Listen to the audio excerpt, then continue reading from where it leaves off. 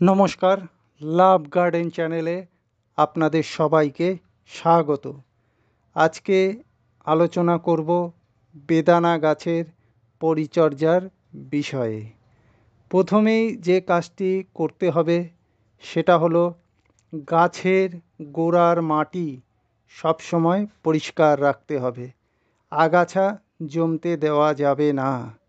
এর ফলে গাছে রোগ ও পোকার আক্রমণ হবে না। ৩-৪ মাস পর পর গাছের গোড়ায় মিশ্র সার প্রয়োগ করতে হবে। মিশ্র সার কিভাবে বানাবেন?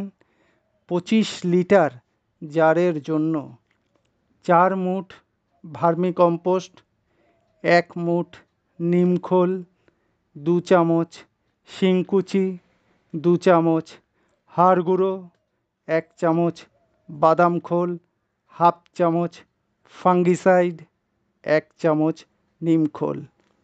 এই সবগুলো একসাথে ভালো করে মিশিয়ে গাছের গোড়ায় দিতে হবে। গাছের গোড়ার মাটি সবসময় ভিজে বা স্যাঁতসেঁতে হয়ে না থাকে সেই দিকেও বিশেষ নজর দিতে হবে। মাটি একদম শুকিয়ে খড়খড়া হয়ে গেলে তারপরে গাছে জল দিতে হবে। নিয়ম করে 15 দিন অন্তর অন্তর গাছে যে কোনো একটা ফাঙ্গিসাইড ব্যবহার করতে হবে। 1 লিটার জলে 1.5 গ্রাম দিয়ে। 6 মাস পর পর গাছে হার্ড প্রুনিং করতে হবে। কিভাবে হার্ড প্রুনিং করবেন? গাছের ডাল অধিক লম্বা হয়ে গেলে ডালের গোড়া থেকে 1 ফুট রেখে বাকি অংশটা কেটে দিতে হবে। নতুন ব্রাঞ্চ এলে পিঞ্চিং করতে হবে। পিঞ্চিং যত বেশি করবেন তত বেশি করে গাছে ব্রাঞ্চ আসবে। বেশি বেশি করে ব্রাঞ্চ এলে গাছে ফুলের সংখ্যাও অধিক পরিমাণে আসবে।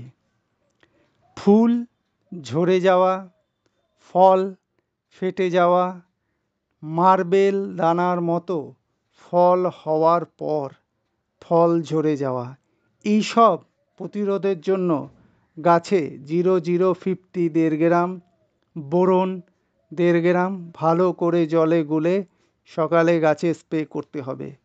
গাছে যখন ফুল থাকবে না তখন গাছে কীটনাশক ব্যবহার করতে হবে। কি কীটনাশক ব্যবহার করবেন? কনফিডার 1 লিটার জলে 1.5 ml দিয়ে বিকেলে গাছে স্প্রে করতে হবে। এর পাশাপাশি অবশ্যই করে গাছে ভালো মানের ভিটামিন স্প্রে করতে হবে। সকালবেলা 1 লিটার জলে 1.5 ml দিয়ে।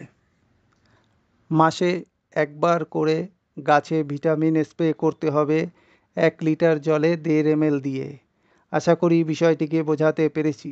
ভিডিওটি ভালো লাগলে চ্যানেলটিকে সাবস্ক্রাইব করবেন, লাইক, কমেন্ট, শেয়ার করতে ভুলবেন না। ভালো থাকবেন, সুস্থ থাকবেন।